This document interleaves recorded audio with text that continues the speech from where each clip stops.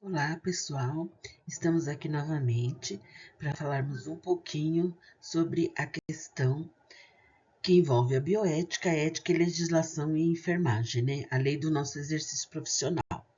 Hoje nós vamos falar um pouquinho de fundamentos da ética, ética e moral e ética profissional.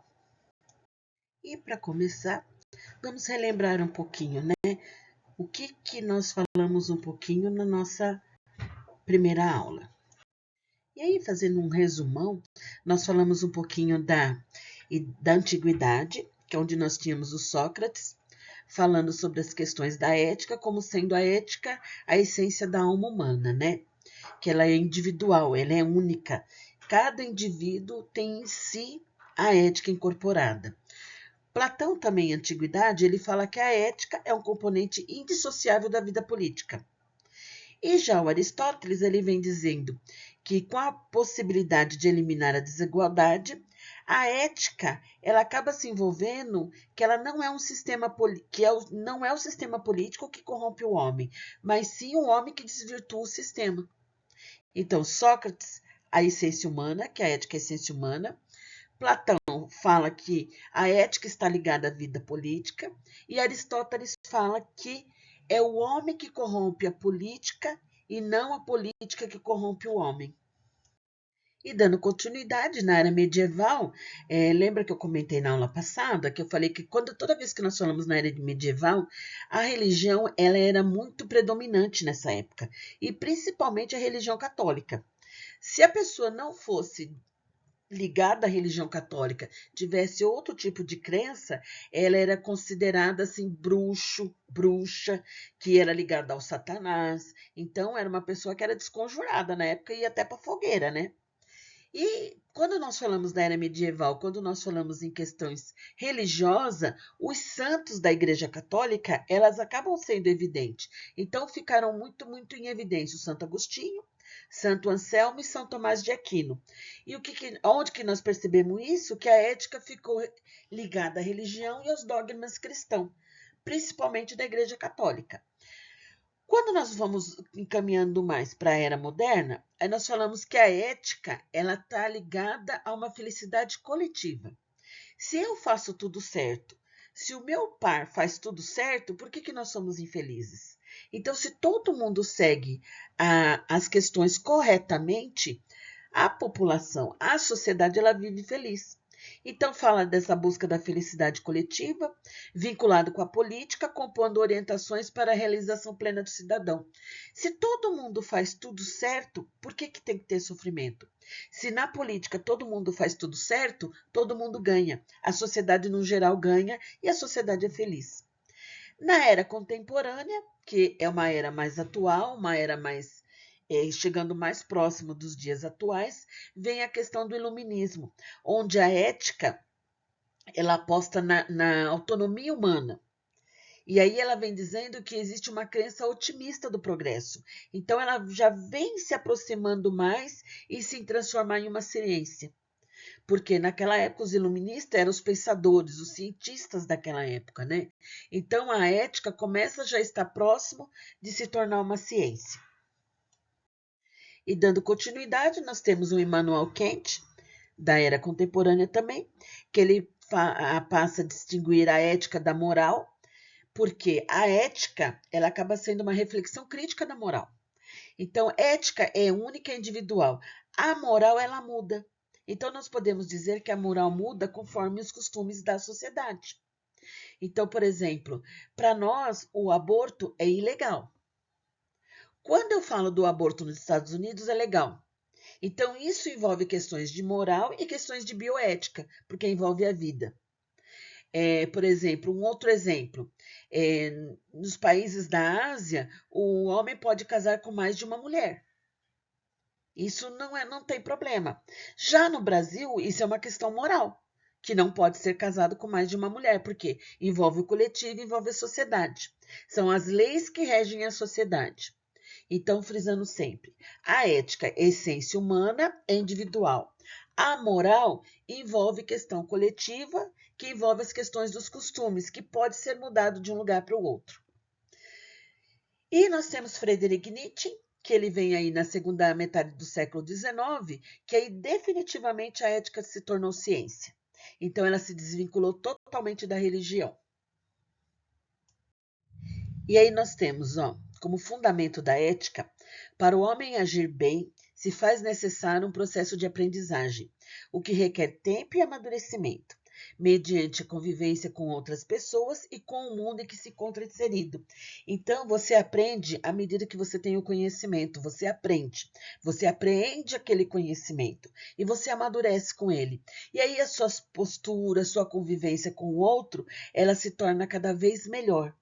E aí você se torna cada vez mais ético, regido pela moral da onde você vive, tentando viver de uma maneira melhor, buscando felicidade.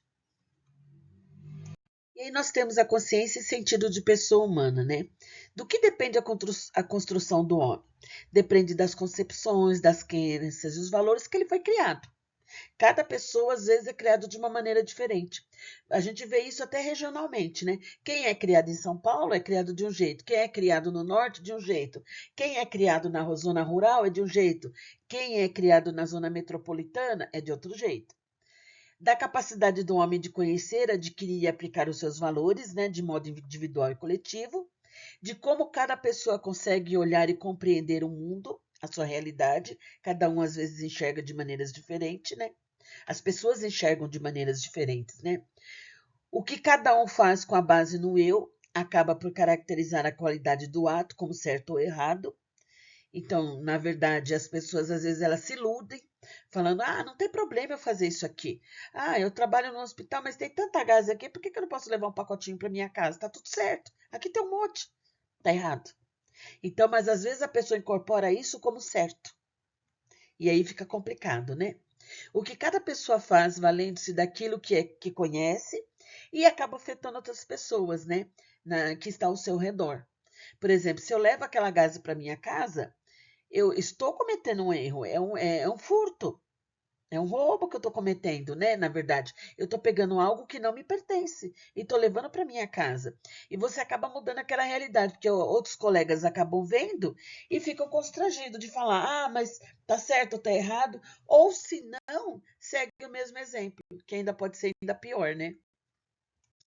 E aí nós temos moral, princípios éticos e a evolução das normas, né? Essa questão da diferença que eu já venho frisando bastante para vocês. A ética, ela exerce uma permanente vigilância crítica sobre a moral. Para reforçá-la ou transformá-la, modifica-se de forma dinâmica através da história. Nós não vimos desde a era lá medieval, contemporânea e bem-vindo, né? Como um princípio regulador do desenvolvimento histórico, político e cultural. Por isso que a ética, elas são complementares os conceitos, mas não são iguais. Por quê? A ética é individual e a moral é coletiva. E aí, quando o assunto é clonagem ou aborto, como eu já comentei a questão do aborto, né? A reflexão tem um sentido maior ainda. Por quê? Porque ela envolve a vida humana, ela envolve aspectos morais, mas também envolve uma discussão ética e de bioética, que é a ética da vida, né? Principalmente quando se trata de criar ou tirar a vida de outro ser.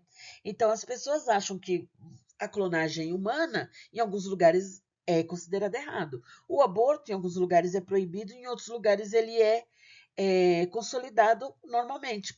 Pode realizar, ele tem base na legislação local. Vai depender do lugar, vai depender desses conceitos que a sociedade vem se colocando nas pessoas. E aí se torna uma questão de moral e uma questão de bioética. E aqui tem uma história engraçada para a gente falar um pouquinho também sobre essa questão da moral. A moral muda de acordo com a cultura de um povo, ou seja, do lugar no qual está inserido, como eu falei para vocês. E aí nós temos um exemplo aqui na cultura dos esquimós. Olha que situação. É costume oferecer aos seus visitantes a própria mulher para dormir junto com eles. Então, se você vai visitar um esquimó lá no Ártico, que eles vivem lá, né? O costume dele é se você, por exemplo, vai você, o seu marido e você. O seu marido oferece você para dormir lá com os visitantes, se você for mulher, no caso, né? Então, existem diversos países onde é muito comum também o homem ser casado com várias mulheres, que é a poligamia. Diferente de outros povos que consideram tal atitude como sendo imoral. Por isso que nós falamos que a questão da moral, ela acaba sendo coletiva. Agora, roubo. Roubo é individual envolve a ética. Roubo é igual em todos os lugares. Nenhum lugar do mundo vai dizer para você que roubo é legal. Agora, casar com várias mulheres pode ser, envolve a moral. Oferecer a mulher para dormir com o outro também pode ser, porque envolve a moral. Olha essa diferença, né? E aí, nos dias atuais, presenciamos muita falta de valores éticos e morais, né? As pessoas acham que pegar algo do outro tá tudo certo e a coisa fica e vira uma bandalheira, vira uma bagunça, né? Em alguns comportamentos fica visível a questão, convém que faça agora sim. Agora você faz assim, amanhã você faz diferente, tanto faz. Então nós temos um exemplo, por exemplo, um exemplo que nós podemos dar é não se deve jogar lixo nas ruas. Mas no momento não encontro lixeira por perto. Ah, vou jogar o papel do chão aqui mesmo. O papel da bala, por exemplo, no chão mesmo. Outro caso é do pedestre. Ele dá uma corridinha para atravessar a rua ao invés de atravessar na faixa. Quantos de nós já não fizemos isso? Que atire a primeira pedra quem não fez. Que vê, não tem carro, vou atravessar. Mas o certo é atravessar na faixa. Percebe essas questões? São coisas que nós atribuímos ao dia a dia que achamos muito comum, mas tudo isso envolve regras, envolve valores morais, valores éticos. O valor moral ele está muito ligado à lei, à legislação da sociedade. Se você não pode jogar o lixo ali na rua, não é para jogar na rua. Leva junto com você para sua casa e joga na lixeira.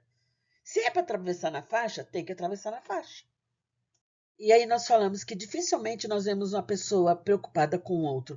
Por que que surgiu um boom tanto depois da pandemia das questões da empatia? Se colocar no lugar do outro. Porque as pessoas vivem num egoísmo insano. Muitas vezes as pessoas não respeitam a vida do outro. E ela só vai respeitar quando ela passa pelos mesmos problemas, pelas mesmas dificuldades, ou ela depende desse outro que teve as dificuldades. Aí ela consegue enxergar. Então, esse egoísmo é uma coisa que está muito enraizado no ser humano, né? E diante de todas essas questões que nós estamos conversando, né? Na primeira aula, agora na segunda aula, que aí vale questionar, né? Onde estão os princípios éticos aprendidos? Porque acho que toda a família, o pai e a mãe falam, ó, não pode roubar, não pode matar, não pode isso e aquilo, né? E aonde fica o respeito pelo próximo, que herdamos dos nossos ancestrais? Que eu acho que ninguém ensina os pais, nós somos pais, nós tivemos pais, ou tenho, ou tivemos, né? E ninguém ensinou a matar ninguém. Como que ficam essas questões? Por que que uns matam os outros? Por que que desrespeitam os outros, né? E aí, olha essa charge, né, que eu trouxe para vocês. Ó, vou levar este. A ética como valor inalienável e também a ética não se compra. E este, ética e honestidade. Aqui está meu cartão de professor de ética da universidade. Ok, você ganha 50% de desconto na compra desses livros de ética. Aí ele fala, thanks. Falsificar sua. Aí ele vai para outra pessoa, né? Ele comprou os livros lá na loja e tal. E aí ele chegou para outra pessoa e falou assim: thanks, falsificar sua carteira de professor de ética me rendeu ótimos descontos. Se precisar, também tenho de advogado. Então, ou seja, a questão da falsificação. Pegou a carteirinha do outro, falsificou e foi lá e comprou o livro de ética ainda.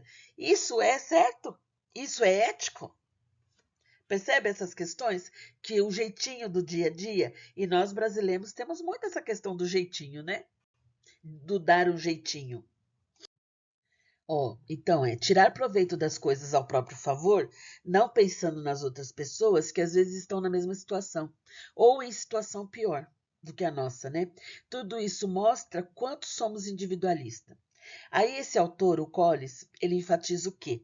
O mais persuasivo ensino moral que nós adultos podemos dar é pelo exemplo.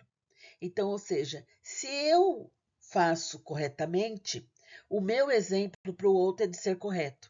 O meu exemplo para o outro é de ser ético. Se eu faço errado, eu vou continuar explanando o jeito errado. E agora, falando nas questões da ética, nós vamos frisar um pouquinho a questão da ética profissional, que aí permeia o nosso mundo da enfermagem, o mundo que vocês escolheram, ser enfermeiros, né? Então, envolve respeito, igualdade, valores e direitos, porque trabalhando enquanto enfermeiro, eu vou trabalhar com o coletivo, eu vou trabalhar com uma equipe, eu vou liderar uma equipe de enfermagem. Outras pessoas com outros costumes, com outras questões. Então, como que é ser isso? Como que é ser o exemplo enquanto enfermeiro, liderar uma equipe e prevalecer a questão da ética profissional? E aí nós trazemos o conceito, né, da questão da ética profissional.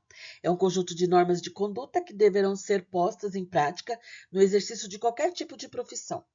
A ética profissional estuda e regula o relacionamento do profissional com a sua clientela, visando a dignidade humana e a construção do bem-estar no contexto social e cultural, onde exerce sua profissão. Então, ou seja, ela regula o nosso relacionamento, seja com a nossa equipe de trabalho, seja com o nosso paciente, seja com a familiar do paciente, seja com uma instituição, a organização de saúde como um todo. E aí, para nós conhecermos o teor das palavras, nós temos aí a palavra profissão. Ela vem do latim professio, professiones, ato de professar, modalidade de trabalho habitual e especialidade de uma pessoa. E o profissionalismo? É um procedimento técnico segundo as exigências de excelência de uma profissão. Então, qual é a minha profissão? Ser enfermeiro. O meu profissionalismo é atuar no cuidado com excelência, porque foi essa profissão que eu escolhi. Então, eu preciso ter profissionalismo. E aí, para me alcançar o profissionalismo, o que eu preciso ter? Habilidades, capacidades e aptidões, que vocês agora na graduação estão aprendendo. Competência profissional, que vocês vão desenvolver. Compromisso e comprometimento com o social, que é com o todo. Conhecimento técnico e científico, vocês estão construindo de vocês. Qualidade, dedicação e eficácia. Reestabilidade e as leis. Quais leis? As leis sociais e a lei do nosso exercício profissional de enfermagem. Preservação da segurança, porque a vida do outro está em minha mão, então eu tenho que ofertar segurança para essa pessoa. Eu não tenho que levar prejuízos à vida dessa pessoa. Avaliação e prevenção dos riscos potenciais e valorização profissional. Isso é muito importante também. Para alcançar o profissionalismo, eu preciso buscar ferramentas para isso. Então, a necessidade de dominar a sua área. Então, se você quer ser enfermeiro, você tem que ter necessidade de dominar esse conhecimento do ser enfermeiro. A atitude, a postura. Não é postura do enfermeiro ficar gritando no meio do corredor, falando alto, falando palavras de baixo calão. Então, isso é complicado, isso é atitude, isso é postura. É importante falar outros idiomas, inglês e espanhol, porque o mercado de trabalho está muito acirrado. Muitos equipamentos que nós lidamos com vários equipamentos, eles são todos, a maioria deles são importados. E aí, se eu não sei uma outra língua, ou pelo menos eu não preciso ser fluente, mas eu preciso ter uma base de conhecimento para eu não me perder, né? Questões de informática, a informática agora ela veio para ficar faz tempo, já ficou. Então, tem muita gente que sabe muito bem mexer no Facebook, no WhatsApp, mas pede para fazer um trabalho lá no PowerPoint, no Excel, não sabe, no Word não sabe. E isso é importante para o enfermeiro, porque ele vai dar treinamento, ele vai criar planilhas de resultados, então tem que buscar atrás as situações, né? Questão de cultura geral é muito importante também. Capacidade de trabalhar em equipe, porque é fácil você gostar de quem é legal com você e quem não é. E aí eu preciso gostar, tenho que saber trabalhar com todo mundo. A questão da empatia, se colocar no lugar do outro. A questão da curiosidade intelectual, buscar sempre o conhecimento. Planejamento, isso é muito importante, e que vai muito além do diploma, né? Essas questões vai muito além de só ter um diploma. E aí nós temos a dimensão ética, essencialmente a projeção social, comunitária e solidária da vida humana, né? A ética revela que a responsabilidade que cada um tem frente a si mesmo e a sua própria consciência tem-na no fundo frente a todos os demais. Se eu sou ético comigo mesmo, eu sou ético com todo mundo. É simples assim. E aí o compromisso é, em verdade, duplo e simultâneo, com si mesmo e com os outros. E isso se torna particularmente manifesto nas atividades acadêmicas ou profissionais. Então, se eu vou buscar o meu conhecimento, se eu sou honesto na busca do meu conhecimento, no que eu estou aprendendo, eu vou partilhar esse conhecimento com o outro de uma forma verdadeira. Eu não vou inventar nada. Eu não vou simplesmente inventar que eu fiz um exame físico no paciente e escrever qualquer coisa. Eu não vou inventar sinais vitais e registrar sinais vitais que eu não vi, que eu não aferi do paciente. Então, essencialmente precisa saber que os seres humanos, nós somos individuais e ao mesmo tempo nós somos sociais, nós somos coletivo. Então, ao mesmo tempo que eu sou individual, as minhas ações individuais interferem no coletivo, porque vai interferir na vida das outras pessoas. E quem são essas outras pessoas? A quem eu vou cuidar, que são os meus pacientes. A própria família do paciente, que está ao meu redor também. E aí, a questão da ética e do individualismo, né? Ó, a tendência do ser humano é defender, em primeiro lugar, seus próprios interesses. E consciência de grupo tem surgido quase sempre, mas por interesse de defesa do que por altruísmo. Aí o grupo, ele acaba se defendendo, mas não é porque é interesse do grupo 100%, não, cada um quer ver o seu lado. E aí vira uma fortaleza, um grupo, quando se conhece e se atende às coisas comuns. Porque se tem um que vai contra, já vira confusão. Essa é a questão. Então, a ética, ela tem que saber que ela tem que ser voltada para o bem comum. É levar a felicidade tanto individual como a coletiva. Então, ela não pode ser individualista.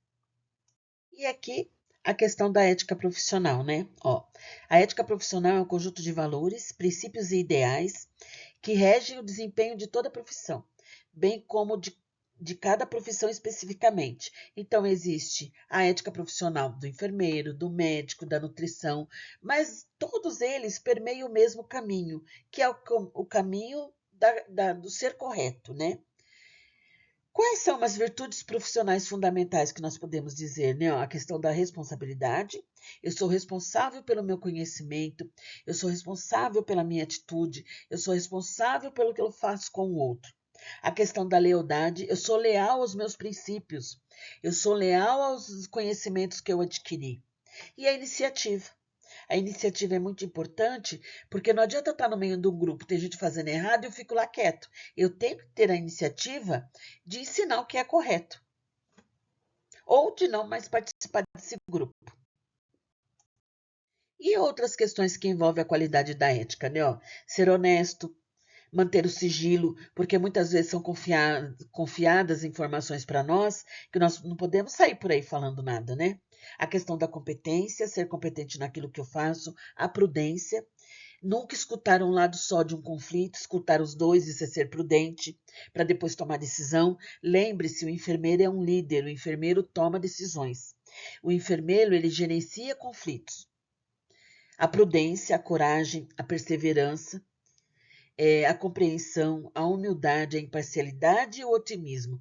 Tudo isso fazem parte de qualidades das pessoas éticas. E aí o nosso código de ética, né? O código de ética dos profissionais de enfermagem.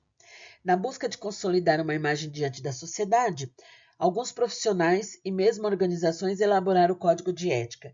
Então, o que aconteceu? Não foi criado o Conselho Federal de Enfermagem e os conselhos regionais de enfermagem. O Conselho Federal de Enfermagem, ele é de âmbito nacional.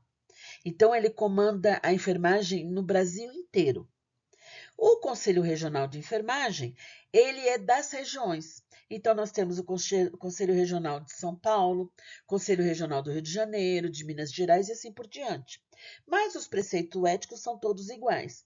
Porém, se, por exemplo, você fez faculdade aqui em São Paulo, você fez a sua inscrição no Conselho Regional de Enfermagem de São Paulo, mas de repente apareceu uma oportunidade que você está indo trabalhar lá no Rio de Janeiro, você precisa cancelar a sua inscrição em São Paulo e abrir uma nova inscrição no Rio de Janeiro, que é por conta de controle das questões éticas e das inscrições dos profissionais.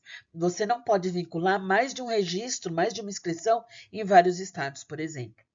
A inscrição é única por estado. Então, se você mudar de estado, tem que trocar também a sua inscrição para aquele estado que você está indo morar. E o código de ética, ele sintetiza alguns princípios, né, que devem nortear a conduta dos integrantes de um grupo, ou seja, de uma profissão. No nosso caso, o código de ética da enfermagem, ele está ali preconizando os nossos direitos, os nossos deveres, as proibições, o que eu posso, o que eu não posso fazer. Então, isso é muito importante, né? Aí a professora pede para o Joãozinho, ó, escreva na lousa a palavra ética. E professora, roubaram o giz. Olha aí como é que tá a história, né? A ética vai por água abaixo. E aí, quando esse código de ética conflita com os princípios éticos que regem os valores e a vida humana, né? E aí, ó, ser ético é praticar atos em benefício de você e dos outros, mesmo sabendo que não está sendo observado por ninguém. Então, para ser ético, eu não preciso ter alguém me vigiando. Eu sou e ponto final. Eu não preciso só fazer o certo quando alguém está me vigiando, né? Por que que hoje em dia tem tantas câmeras em tanto lugar, né? Por conta da desconfiança humana, por conta da desconfiança da conduta das pessoas. As empresas cada vez mais colocaram câmeras para fiscalizar todo mundo trabalhando, porque não se confia na conduta das pessoas. E isso acaba sendo muito triste, né? E assim, pessoal, nós finalizamos a nossa segunda aula. Seria legal vocês entrarem no site do COFEM, do Corém, baixar a lei do exercício profissional, dar uma olhadinha lá, porque é legal. Agora tem aplicativo no celular, o COFEM tem aplicativo, o Corém tem aplicativo. Nós temos a informação muito fácil em nossas mãos. Então é muito importante buscar a informação. Então não deixar para ler a lei do exercício profissional só quando tiver na saia justa, né? Eu trabalhei muitos anos na Comissão de Ética de Enfermagem do Santa Marcelina. Eu fui presidente da Comissão de Ética de 2004 a 2011. Estava aparecendo o Lula com vários mandatos, né? E eu percebia muitas vezes nos atendimentos, que as pessoas só acabavam se importando de querer ler a lei do exercício profissional só quando estavam em algum conflito ético. Mas até então nem sabia onde que estava. Antigamente, o Corém ele mandava nas nossas casas o livrinho da Lei do Exercício Profissional. Com o advento da informatização, da tecnologia, isso mudou. Nós conseguimos baixar a Lei do Exercício Profissional no site do COFEM, no site do Corém, para podermos ter a consciência da leitura da, das nossas, ou seja, das leis que regem as nossas condutas profissionais, né? Então, isso é muito importante, tá bom? Até a próxima aula, pessoal.